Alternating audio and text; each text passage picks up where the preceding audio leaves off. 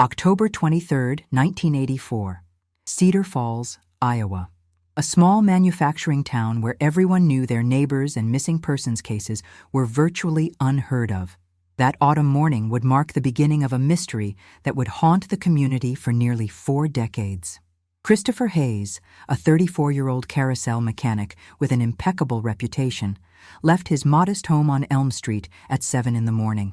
His wife, Amanda, later told investigators that he seemed distracted during breakfast, mentioning he needed to perform one final inspection on the antique carousel he had spent 8 months restoring. The 1912 Denzel Carousel at Riverside Amusement Park was scheduled to reopen that weekend, and Christopher took pride in every detail of his work. "So glad to have you here. Comment your city so I can bring cases from your region and also know where you're watching me from." Neighbors confirmed seeing his blue pickup truck pull out of the driveway, heading toward the park on the outskirts of town. The vehicle was found 3 hours later in the parking lot, locked and undisturbed. His toolbox remained in the truck bed, along with restoration blueprints and his personal notebook filled with technical annotations. The carousel stood silent in the pavilion, its hand-carved horses gleaming with fresh paint and gold leaf detailing. Everything appeared complete, ready for the grand reopening. But Christopher Hayes had vanished without a trace. Detective Robert Mitchell arrived at the scene by noon, immediately recognizing the unusual nature of the case. There were no signs of struggle, no indication of foul play, and no logical explanation for a man to simply walk away from his life's work hours before its completion would be celebrated. Amanda Hayes provided investigators with a detailed account of the previous weeks. Christopher had been unusually quiet, often working late into the night in his home workshop. He mentioned discovering something unexpected during the restoration process, but never elaborated, dismissing her questions with vague reassurances that everything was fine. Search teams combed through the park grounds and surrounding woodlands. Bloodhounds traced Christopher's scent from his truck to the carousel pavilion, then lost the trail entirely near the mechanical room housing the organ and music box mechanisms. It was as if he had simply ceased to exist at that precise location. Bank records showed no activity on his accounts. Credit cards remained unused. His passport was found in a desk drawer at home. Every logical avenue of investigation led nowhere. The park owner, Gregory Sullivan, expressed shock and concern during his initial interview with police. He described Christopher as a dedicated craftsman who had breathed new life into the historic carousel. Sullivan confirmed that the mechanic had access to all areas of the park and often worked alone during early morning hours to avoid disturbing visitors. As days turned into weeks, the investigation expanded to neighboring states. Law enforcement agencies across the Midwest received bulletins with Christopher's description and photograph. Tips flooded in, each one investigated thoroughly, each one leading to dead ends. The community held vigils. Amanda Hayes appeared on local news broadcasts, pleading for information. Volunteers distributed flyers throughout Iowa and beyond. Yet Christopher Hayes remained missing, and the restored carousel stood as a silent monument to his unexplained disappearance. By spring of 1985, the case had grown cold. Detective Mitchell continued to review the file periodically, but without new leads or evidence, there was little more the department could do. The case was officially classified as an unsolved missing persons investigation, filed away with dozens of other mysteries that refused to yield their secrets. The carousel eventually reopened to the public, operating throughout the years as families enjoyed its nostalgic charm, unaware of the dark mystery surrounding its restoration. And somewhere in the mechanism Christopher Hayes had so carefully rebuilt, a secret waited in silence, patient and undiscovered, for someone with the right expertise to finally uncover what had happened on that October morning in 1984. The Cedar Falls Police Department devoted unprecedented resources to finding Christopher Hayes during those first critical months. Detective Robert Mitchell assembled a team of investigators who meticulously reconstructed the carousel mechanic's final days, searching for any detail that might explain his disappearance. Interviews with park employees revealed that Christopher had been spending increasingly long hours at the carousel in the weeks before he vanished. Maintenance workers reported seeing lights in the pavilion late at night, sometimes past midnight. Security logs confirmed that Christopher's access card had been used to enter the building at unusual hours, often when the park was completely deserted. The restoration project itself became a focal point of the investigation. Christopher had been hired in February 1984 to undertake the most comprehensive restoration the Carousel had seen since its installation in the 1950s. The Denzel Carousel, manufactured in 1912, was one of only a few dozen surviving examples of the craftsman's work. Its historical significance made the restoration both prestigious and painstaking. Gregory Sullivan provided investigators with contracts and correspondence related to the project. Everything appeared routine and professional. Christopher's work had been exemplary, staying on schedule and within budget. There were no disputes, no conflicts, nothing to suggest trouble. However, a more troubling picture began to emerge through interviews with people who knew Christopher personally. His closest friend, Michael Torres, who operated a woodworking shop in town, mentioned that Christopher had seemed troubled during their last conversation in early October. The mechanic had hinted at finding something unusual in the Carousel's mechanism, but refused to provide details, saying he needed to verify certain information before discussing it further. Amanda Hayes granted investigators full access to Christopher's home workshop, a converted garage where he kept tools and reference materials for his restoration work.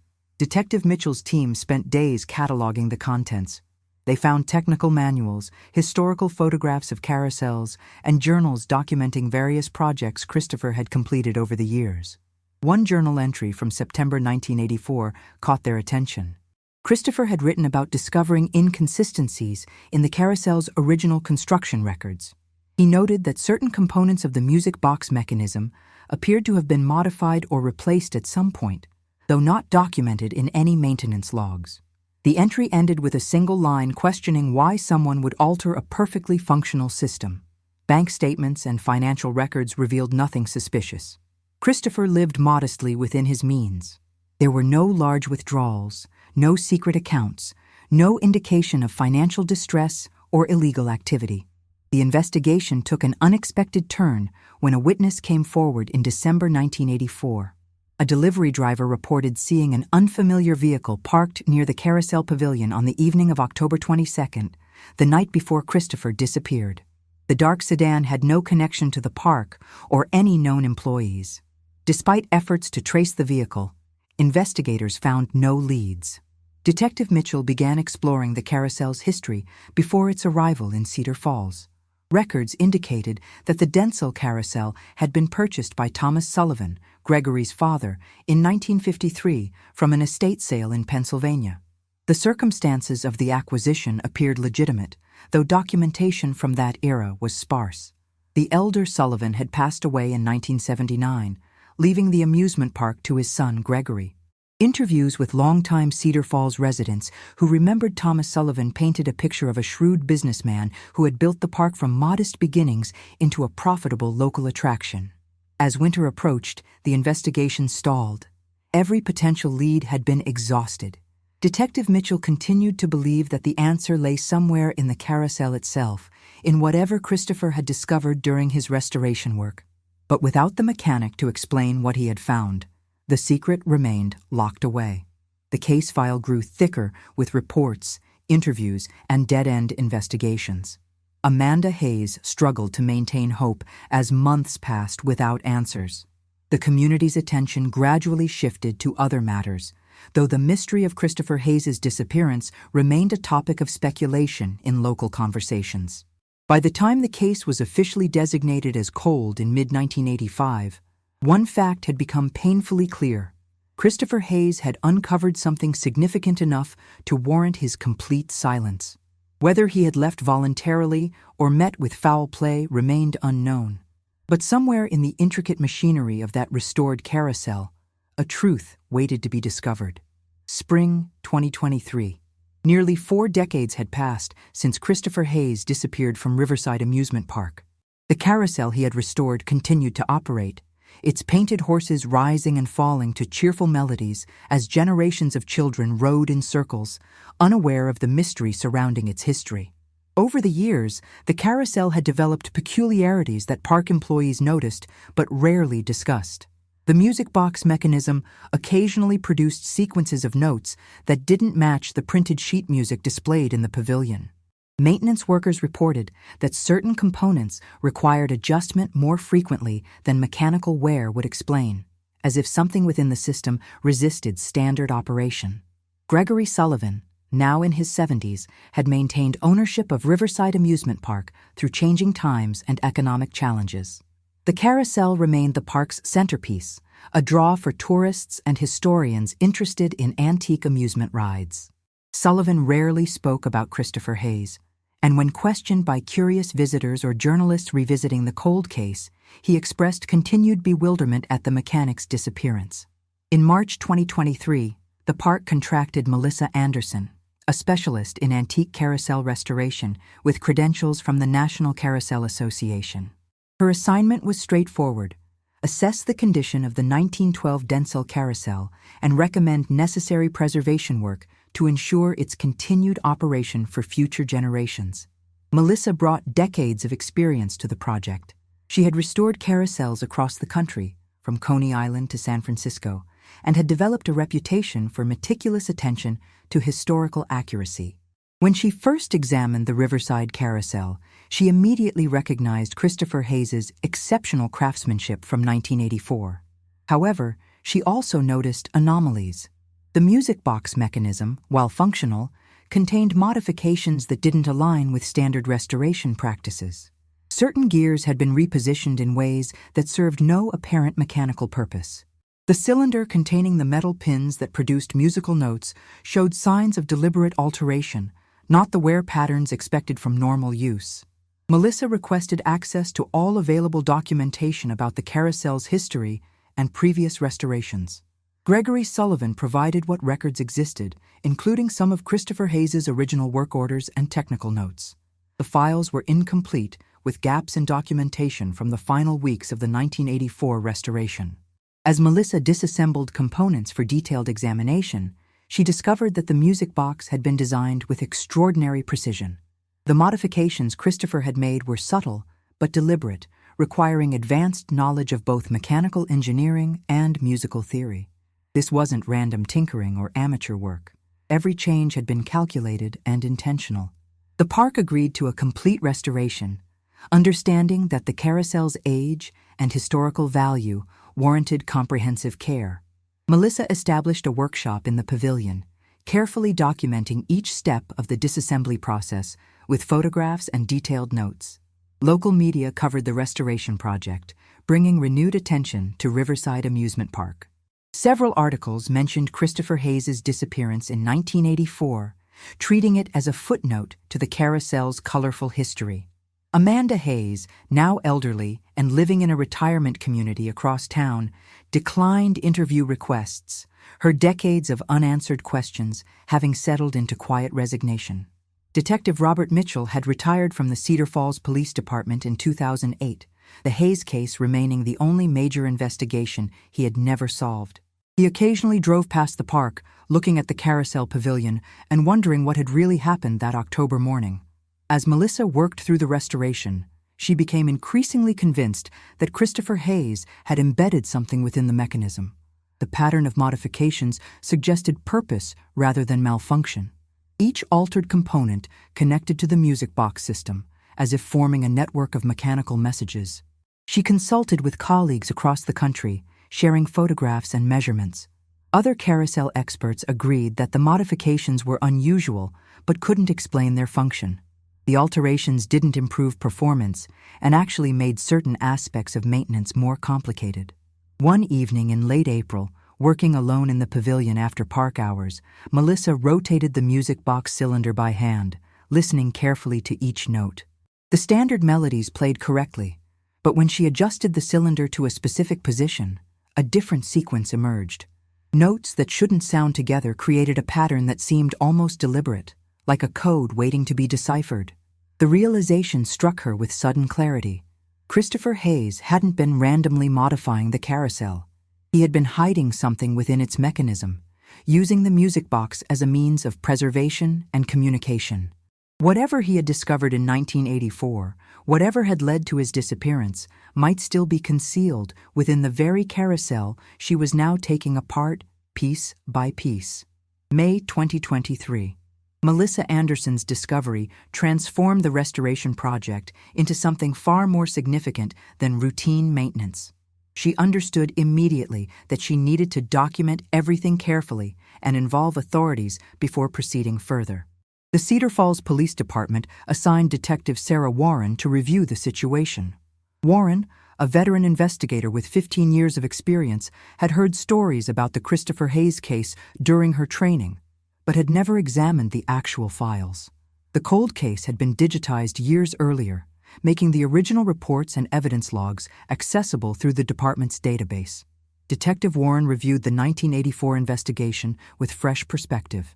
Reading through Detective Mitchell's meticulous notes, she recognized patterns and questions that might benefit from modern investigative techniques and technology unavailable 4 decades earlier. The case had been thorough for its time, but advances in forensic science and digital analysis offered new possibilities. Melissa provided Warren with detailed photographs and measurements of the modified music box components. Together, they documented each alteration Christopher Hayes had made, creating a comprehensive map of the changes.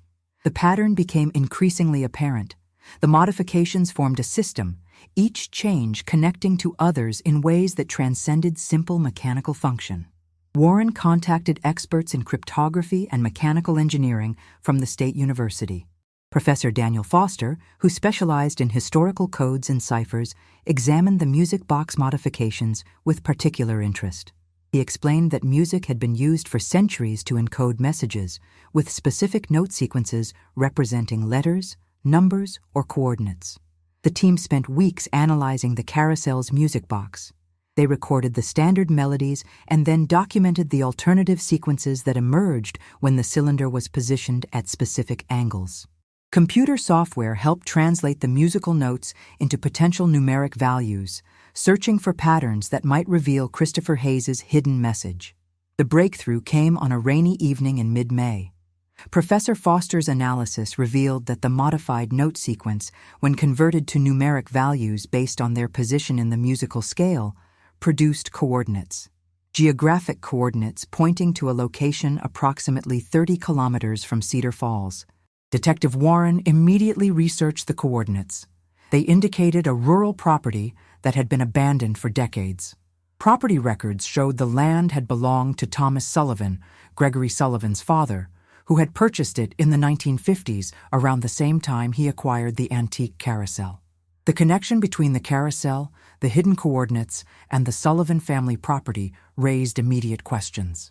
Why would Christopher Hayes encode this specific location into the Carousel mechanism? What had he discovered about the property's connection to the antique ride he was restoring? Warren obtained authorization to investigate the rural property. The site consisted of overgrown fields, a collapsed barn, and the remains of a small house that had succumbed to time and weather. The property had changed hands several times since Thomas Sullivan's death in 1979. With current ownership held by a real estate investment trust that had left the land undeveloped. Initial surveys of the property revealed nothing obvious. However, ground-penetrating radar technology, unavailable during the original 1984 investigation, detected anomalies beneath the surface near the collapsed barn's foundation. The readings suggested something substantial had been buried there, likely for many years. Detective Warren secured a search warrant and arranged for a forensic excavation team. The process would take time, requiring careful archaeological techniques to preserve any potential evidence. Media coverage of the developing story brought renewed attention to Christopher Hayes's disappearance, with speculation about what might be found at the rural property. Amanda Hayes, now 83 years old, was notified of the investigation's progress. After nearly 40 years without answers, the possibility of finally understanding what happened to her husband brought both hope and apprehension. She provided investigators with additional personal items belonging to Christopher, including DNA samples that could be used for identification purposes if human remains were discovered. Gregory Sullivan, contacted by Detective Warren for background information about his father's property, expressed surprise at the hidden coordinates in the carousel. He claimed no knowledge of why Christopher Hayes would have encoded that specific location, suggesting that perhaps the mechanic had discovered something about the property's history during his research into the carousel's background. As excavation began at the rural site in early June, Melissa Anderson continued her work at the carousel, now searching for additional hidden messages or modifications. She discovered a small compartment behind the main cylinder mechanism, accessible only by removing several decorative panels that would never be disturbed during routine maintenance. Inside the compartment lay a sealed envelope, preserved by the dry conditions within the mechanical housing.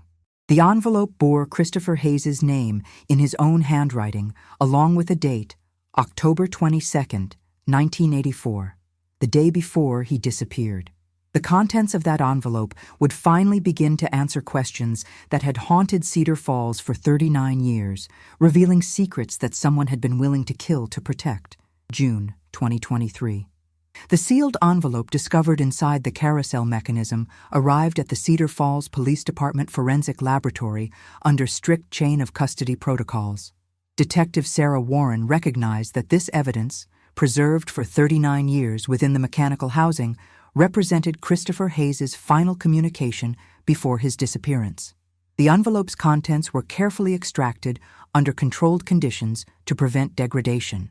Inside, investigators found several items: 5 photographs showing detailed close-ups of carousel components, a handwritten letter dated October 22, 1984, and a folded technical drawing marked with annotations in Christopher's distinctive handwriting. The photographs documented specific sections of the carousel's original structure that Christopher had discovered during his restoration work. Each image showed areas where wood panels had been carefully removed and reattached, creating hidden compartments within the carousel's decorative framework. The compartments appeared to have been constructed during the carousel's original installation in the 1950s, not as part of its 1912 manufacture. Christopher's letter outlined his discovery in methodical detail. While restoring water-damaged sections of the carousel's base structure, he had found hollow spaces that served no mechanical or structural purpose. Inside these spaces, he had discovered bundles of documents and small items wrapped in waterproof material. The documents dated from the early 1950s and contained financial records, names, and locations that Christopher recognized as potentially criminal in nature. The technical drawing showed the exact locations of these hidden compartments throughout the carousel structure. Christopher had created a detailed map, presumably to document his findings before taking further action. His letter indicated that he planned to contact authorities after verifying the information he had discovered, but wanted to ensure he had complete documentation first. The final paragraph of Christopher's letter revealed his growing concern. He had mentioned his findings to Gregory Sullivan during a routine progress meeting, not initially understanding the significance of what he had uncovered. Sullivan's reaction had alarmed Christopher enough that he decided to hide his evidence and create the coded message within the music box mechanism as a safeguard. Detective Warren immediately ordered a comprehensive examination of the carousel itself. Melissa Anderson worked with forensic specialists to locate and document each hidden compartment Christopher had identified in his drawing. Over several days, they carefully extracted the contents, finding exactly what Christopher had described: preserved documents from the 1950s wrapped in protective material. The documents told a disturbing story. Thomas Sullivan, Gregory's father, had been involved in criminal enterprises during the 1940s and 1950s, using his amusement park as a front for illegal activities. The records detailed financial transactions, names of associates, and evidence of operations that had harmed numerous people. When authorities had begun investigating in 1953, Thomas Sullivan had acquired the antique carousel specifically to create hiding places for incriminating evidence, using the restoration and installation process to build concealed compartments into its structure. Historical research confirmed that several unsolved crimes from that era in Iowa and neighboring states had connections to the names and locations mentioned in the hidden documents. The statute of limitations had long since expired for most offenses, but the evidence explained mysteries that had puzzled investigators for decades. Meanwhile, excavation at the rural property continued under Detective Warren's supervision. Ground-penetrating radar had identified the exact location of the buried anomaly near the collapsed barn foundation. Forensic archaeologists worked methodically, carefully removing layers of soil while documenting every step. On June 15, 2023, the excavation team uncovered human remains at a depth of approximately 2 meters. The burial site showed signs of hasty concealment rather than proper interment. Personal effects found with the remains included a watch, a wallet, and tools consistent with Carousel restoration work. DNA analysis confirmed what investigators had begun to suspect. The remains belonged to Christopher Hayes. Forensic examination indicated he had died as a result of blunt force trauma to the head, consistent with homicide rather than accident or natural causes. The body had been buried shortly after death, likely within hours of his disappearance on October 23, 1984. Additional evidence at the burial site included fragments of blue paint matching Christopher's pickup truck and soil samples that corresponded to the area around the Carousel Pavilion. Investigators reconstructed the probable sequence of events. Christopher had been killed at or near the park, transported to the rural property in his own vehicle, and buried in a location known only to someone familiar with the Sullivan family's holdings. Detective Warren obtained a warrant for Gregory Sullivan's arrest. The evidence pointed to a clear motive. Christopher Hayes had discovered his family's criminal history and threatened to expose secrets that Thomas Sullivan had literally buried within the Carousel structure. Gregory Sullivan had inherited not just the amusement park, but also the knowledge of what the Carousel concealed and the desperation to protect those secrets. On June 18, 2023, Gregory Sullivan was taken into custody at Riverside Amusement Park. He was charged with first-degree murder in the death of Christopher Hayes, a crime committed nearly 4 decades earlier, but only now brought to light through the mechanic's own ingenious preservation of evidence. The case that had remained cold for 39 years was finally moving toward resolution, but questions remained about the full extent of the Sullivan family's criminal activities and whether Gregory had acted alone in silencing Christopher Hayes. August 2024. The story of Christopher Hayes's murder and the secrets hidden within the antique Carousel had captured national attention. Media coverage brought renewed focus to cold cases and the importance of preserving evidence, even when initial investigations reached dead ends. Gregory Sullivan's trial began in the summer of 2024, more than 15 months after his arrest. Prosecutors had spent over a year building their case, analyzing evidence from 1984 alongside the discoveries made during the 2023 investigation. The prosecution team faced unique challenges in presenting a murder case where the crime had occurred 4 decades earlier and the defendant was now 78 years old. The trial revealed the full scope of what Christopher Hayes had discovered. Thomas Sullivan's criminal enterprises in the 1950s had included extortion, fraud, and involvement in operations that caused significant harm to individuals and businesses throughout the region. When investigations threatened to expose these activities in 1953, Thomas had purchased the antique Carousel and orchestrated its installation at Riverside Amusement Park specifically to create secure hiding places for incriminating evidence. The Carousel had served its purpose for decades, its decorative complexity and historical value ensuring it would be maintained but never fully dismantled. Thomas Sullivan died in 1979, taking his secrets to the grave, but leaving his son Gregory with knowledge of what the Carousel concealed. When Christopher Hayes began his comprehensive restoration in 1984, his thoroughness and expertise led him to discover the hidden compartments. Gregory Sullivan had initially believed the mechanic wouldn't find anything, as previous maintenance had never penetrated deep enough to reveal the concealed spaces.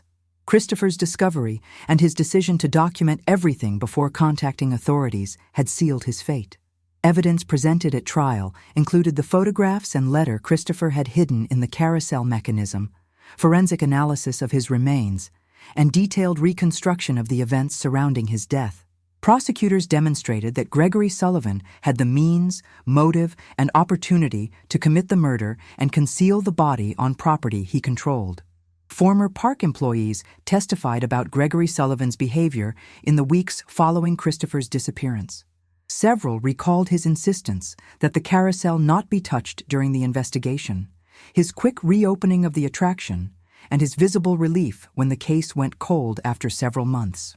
The defense argued that the evidence, while compelling, relied heavily on circumstantial connections, and that proving guilt beyond reasonable doubt for a crime committed 40 years earlier presented inherent challenges. They questioned whether prosecutors could definitively establish Gregory Sullivan's involvement without witnesses to the actual murder. However, the prosecution's case proved overwhelming. The combination of Christopher's documented discovery, the hidden evidence in the carousel, forensic findings at the burial site, and Gregory Sullivan's demonstrable knowledge of both the carousel's secrets and the rural property created a narrative that the jury found convincing. On September 12, 2024, after 3 days of deliberation, the jury returned a guilty verdict on charges of first-degree murder. Gregory Sullivan showed no visible reaction as the verdict was read, maintaining the stoic demeanor he had displayed throughout the trial. Sentencing occurred 6 weeks later. The judge acknowledged the unusual circumstances of a murder prosecution spanning 4 decades, but emphasized that justice delayed should not mean justice denied. Gregory Sullivan received a sentence of life imprisonment without possibility of parole. At his age, the sentence effectively meant he would spend his remaining years in custody. Amanda Hayes attended the sentencing hearing, her first public appearance related to the case since her husband's remains had been identified. Now 84 years old, she had waited nearly 40 years for answers about Christopher's disappearance. The resolution brought no joy, only a quiet sense of closure after decades of uncertainty. The carousel at Riverside Amusement Park was removed from operation pending decisions about its future.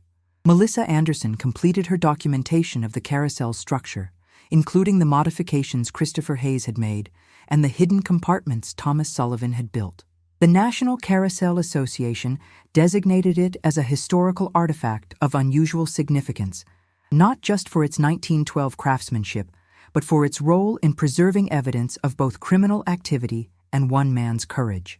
Detective Robert Mitchell, the original investigator who had retired with the Hayes case unsolved, attended the trial proceedings. He expressed satisfaction that modern techniques and Melissa Anderson's expertise had finally revealed what he had long suspected. The carousel itself held the answers to Christopher Hayes' disappearance.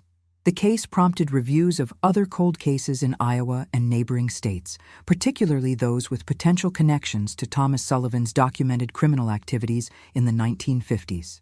Several investigations were reopened based on information found in the hidden documents Christopher Hayes had discovered. In December 2024, a memorial service was held for Christopher Hayes at the Cedar Falls Cemetery, where his remains were finally laid to rest beside his parents. The community that had never forgotten his disappearance gathered to honor a man whose dedication to his craft and courage in the face of danger had ultimately brought truth to light, even if that revelation came decades after his death. The antique carousel, once a symbol of innocent joy and nostalgic entertainment, became something more complex, a testament to how secrets can be hidden in plain sight and how one person's commitment to truth can echo across decades. Christopher Hayes' modifications to the music box mechanism, his carefully hidden evidence, and his detailed documentation ensured that even in death, his voice would eventually be heard. Justice had been delayed for 39 years, but through the intersection of historical preservation, modern forensic science, and one mechanic's ingenious safeguards, justice had finally been served.